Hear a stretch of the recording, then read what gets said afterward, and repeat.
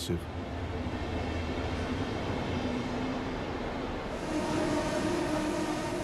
At railway stations and on leave, these ideas took root amid the pessimism of the home front. Dominic Richert was one of the soldiers ordered from east to west. We were off to the front, so once again we had the pleasant prospect of being allowed a sweet heroic death for their beloved fatherland.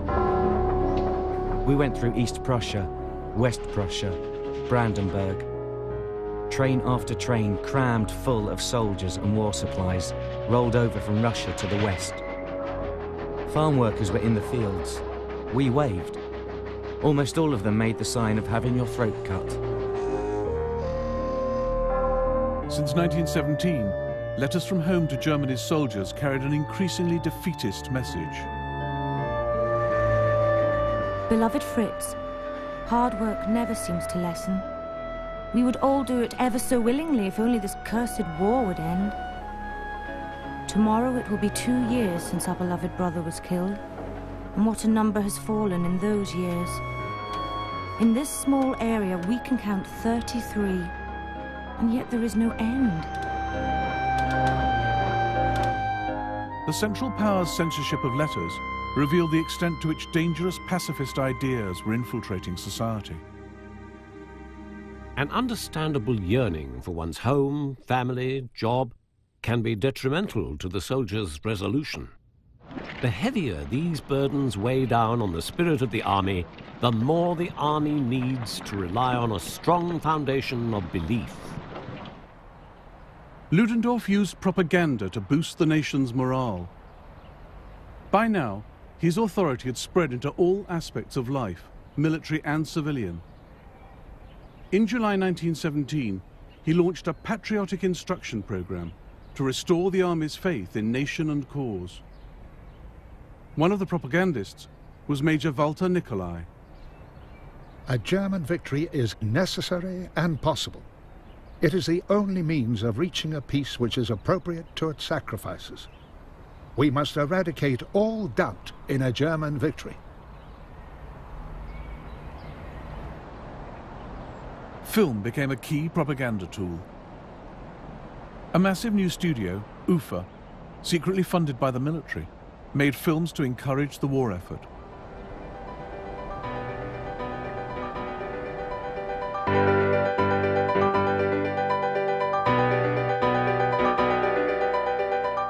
Here, Neptune, king of the seas, learns that the feast his mermaids bring him has floated down from British ships sunk by U-boats.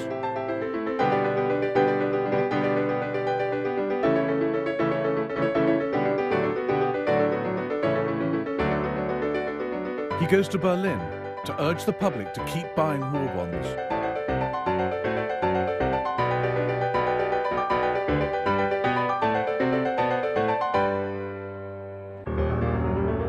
Propaganda also taught the importance of security and secrecy. In this film, a soldier's careless talk on the telephone to his wife is intercepted by the British.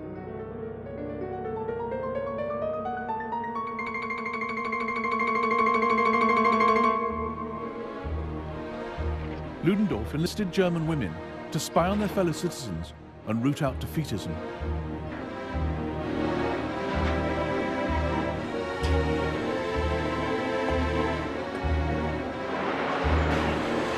Politician Hans-Peter Hansen described in his diary the covert mission of the Women's Home Army.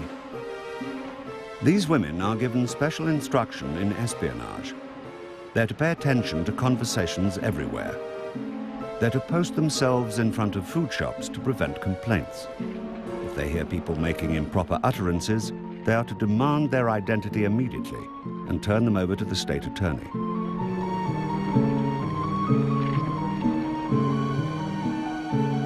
In these repressive times, politics grew more extreme.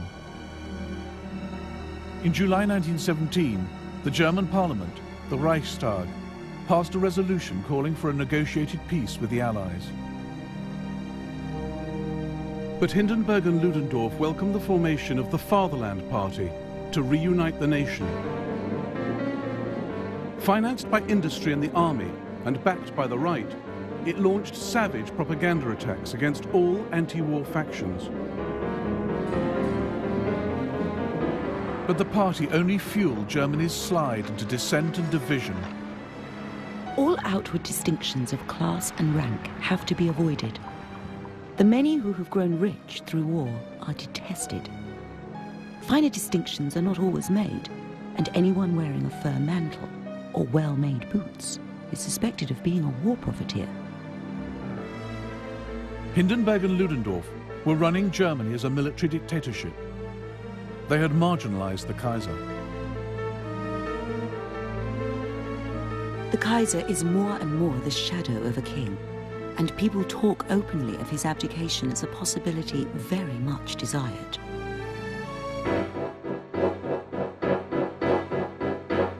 In January 1918, frustration, war weariness and hunger drove 400,000 people onto the streets of Germany.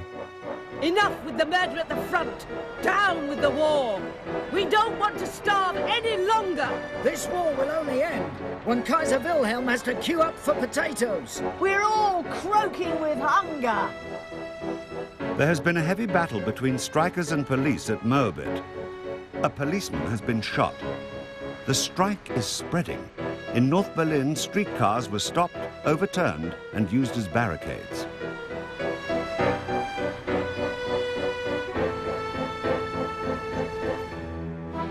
Kurt Eisner, a radical socialist leader, addressed the crowd. Comrades, the battle has begun.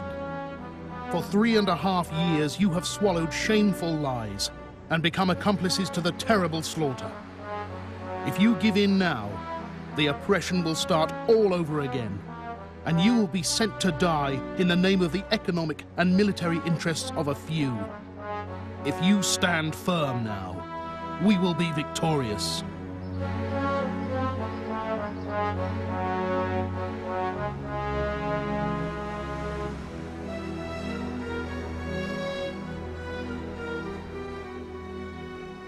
The German army responded by arresting 150 strike leaders and putting them on trial.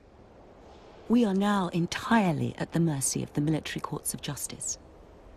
Anyone who strikes is being sent off to the front at once.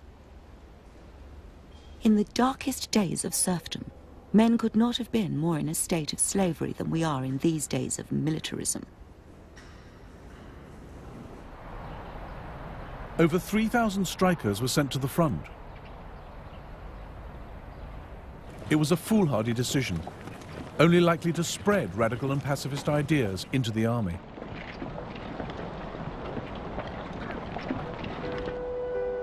The company was ordered to attend the burial of the cavalry captain in the military graveyard, where thousands of poor victims of European militarism already lay buried. Of course, there was a speech. The main words featured were fatherland, hero's death, honor, etc. In reality, that's all lies and deceit. The only people who die purely for the fatherland are the basic soldiers. The higher ranks are paid, so die for the money.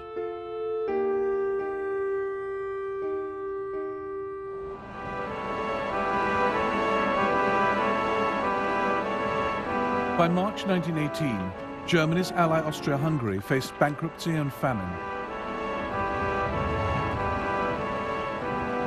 Joseph Redlich, a member of the Austrian parliament, was in despair. The financial worries are crushing. All in all, the national debt is 75 billion. And all around the country, hunger is crushing the masses. Has such hunger ever been experienced by 100 million people and more?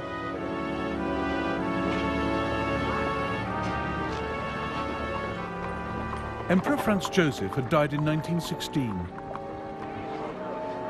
His successor, Kaiser Karl, liberalized Austria and had a French wife, Zita, who disliked Germany.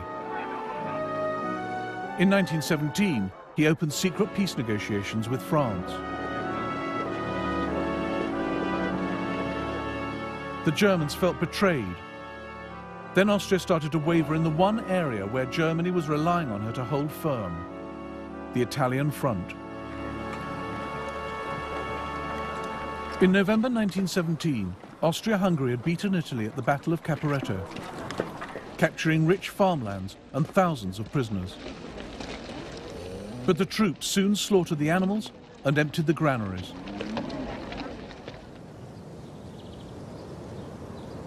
By February 1918, warnings reached Vienna that Austro-Hungarian troops in the Alps and on the Venetian plains were near starvation.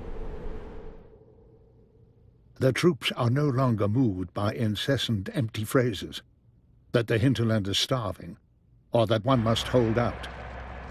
They must be adequately supplied to be able to live and fight. I therefore beg again for vigorous measures to overcome the present food crisis as quickly as possible. But Vienna couldn't feed herself, let alone supply an army. In April 1918, Austrian General Landwehr, in charge of food distribution, took matters into his own hands. Grain barges from Romania passed through the city down the Danube to Germany. Landwehr ordered his men to hijack one. Now Vienna had no bread. Something had to be done. The confiscation of the German grain barge was the only way out. This was simply street robbery, albeit an official one dictated by need. It was a violent action I had to take if I was to save Vienna from starvation. Ludendorff was so enraged, he considered declaring war on Austria.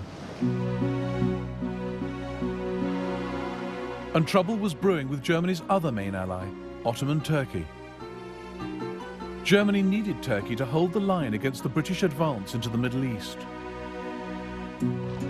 But after 600 years, the Ottoman Empire was crumbling, and the British Empire was licking its lips. In March 1917, the British captured Baghdad. In December, they entered Jerusalem. The loss of both cities was a severe blow to Ottoman authority in the Middle East.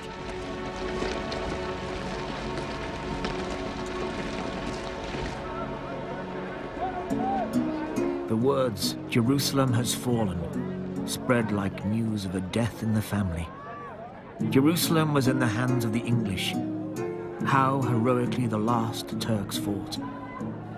We did not leave Jerusalem like the sons of Israel. We left it like Turks. Through the Mount of Olives, the evening shadows deepen and widen like a grave sucking in the whole of the Ottoman Empire.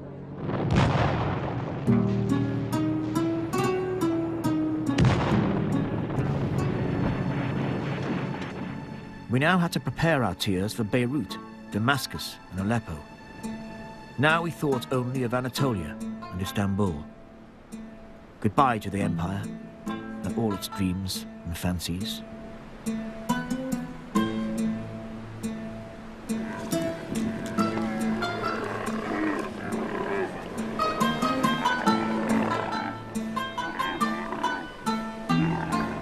The British Army had it all. They had built roads, even pipes to distribute water to the troops. We did not have any clean drinking water.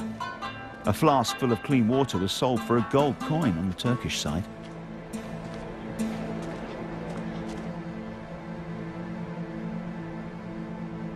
In Turkey, as with her allies, the situation on the home front was so desperate it threatened her capacity to wage war. Turkey hadn't known peace for 7 years. The First World War was just the latest and most terrible in a string of conflicts.